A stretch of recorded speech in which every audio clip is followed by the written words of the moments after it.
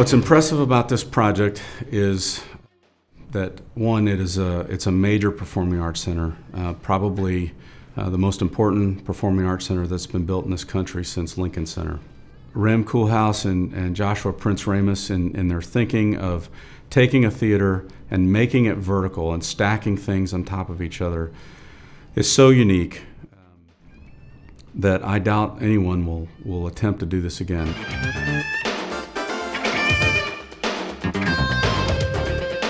There are only 6 columns in this building that go all the way down to grade. Those 6 columns, along with a concrete shear wall that elevators ride up and down, is the only structure that holds this building up. And it had to be done in a very precise sequence.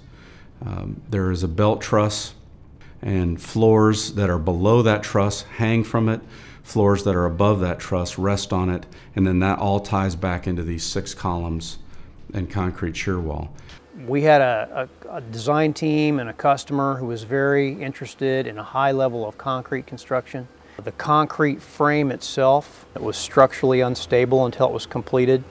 It required us to do full-blown construction staged analysis in putting together a plan that allowed us to construct the building frame without failing any of its permanent elements.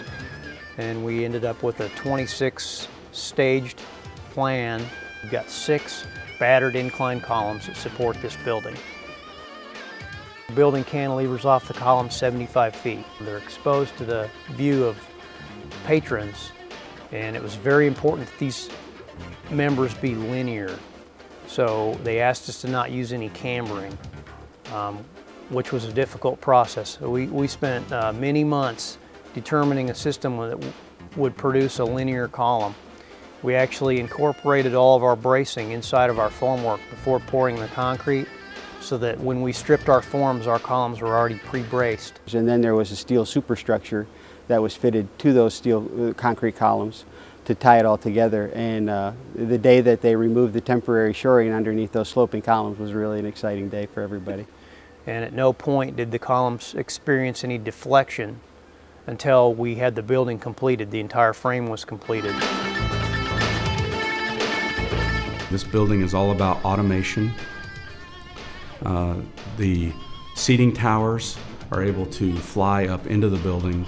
The proscenium is able to fly up into the building. There's numerous turntables and lifts in the center of the orchestra area where they can turn and reconfigure all electronically. Towers themselves weigh from 30 to 60 tons. They're actually hanging on scoreboard hoists that will lift those seat towers up into the ceiling to create flat floor. The theater lifts for the towers had to go in when we had a raw building frame. Then we had to figure out how to enclose them and keep them conditioned and keep them from getting corrosion. They had to be drifted in and rigged in from overhead points 100 feet up in the building because the theater floor itself couldn't withstand any loading. So we've got 9 different performance lifts that travel up and down to create different stage configurations. Those lifts won't withstand any scaffolding load. So we actually coordinated in the bid process a hanging platform scaffold to cover the entire top of the chamber.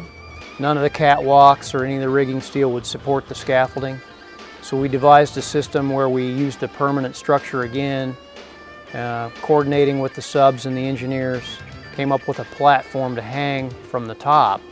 And the purpose behind that was to allow us to build the top down, while the theater contractor was working below us. That saved us 6 to 9 months on the schedule. It allowed the theater contractor to be working simultaneous with us, and he had about a year's duration for installation of his work scope in the building. The seat towers themselves, not only do they hoist up into the ceiling space, they also trolley in and out on rails.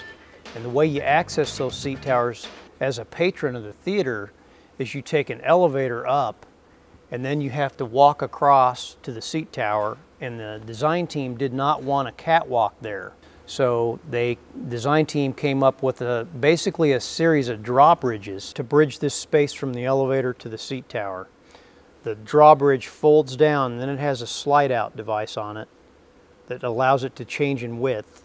And then when it slides out, you've got another deck that sits on top of it. And they work great and they're brilliant. From the outside, it appears to be very simple. It almost looks like an aluminum box. What most people don't understand is that aluminum box is made up of extruded aluminum tubes. There are 6 different shapes. They repeat themselves in a pattern around the building. Extrusions come over in about 20-foot pieces. The extrusions are made in Argentina. They're shipped over on cargo container ships, and they assemble them in individual units. And the way they do that is they raise them up with the crane, slide another piece underneath, bolt them together, raise it up another 20 foot, add another extension until they've got about 5 pieces approximately installed together in one unit. Each stick's about 100 feet in length. Then they raise them up with the crane and they hang them from the top of the building from an anchor. At each of the floor lines, they're held off with a slide that keeps them laterally restrained against wind and thermal movement. McCarthy is deserving of this award, I think, because they really rose to the challenge of building this amazing structure. The concrete columns that are holding up this building are an absolute piece of art. We saw somebody, a builder, who was an artist, as opposed to a builder who was just slapping up concrete. When you have a contractor that takes pride in their building and they own the building from top to bottom, that's a great thing. I think we really pulled off a great building for our customer. I think we were able to deliver for our design team what their intentions were. And I think we did it on all the elements, which is very unique and very rewarding. If you can engage everyone, pulling the rope in the same direction, you can accomplish so much more than if you're in a position where you're trying to tackle everything on your own. Oh, I believe they're deserving of the award because of their ability to plan and deliver the project, and used a lot of innovation on their side and a lot of teaming and partnering sessions with everybody that was involved on the project, from the designers to the subcontractors, and they really made for a very cooperative team and did a great job with their planning and execution. Their incredible hard work, their dedication to the client's cause, and their ability to bring a theater to the city of Dallas that will change the city of Dallas forever. I don't believe there's anything in this world that I couldn't build with McCarthy.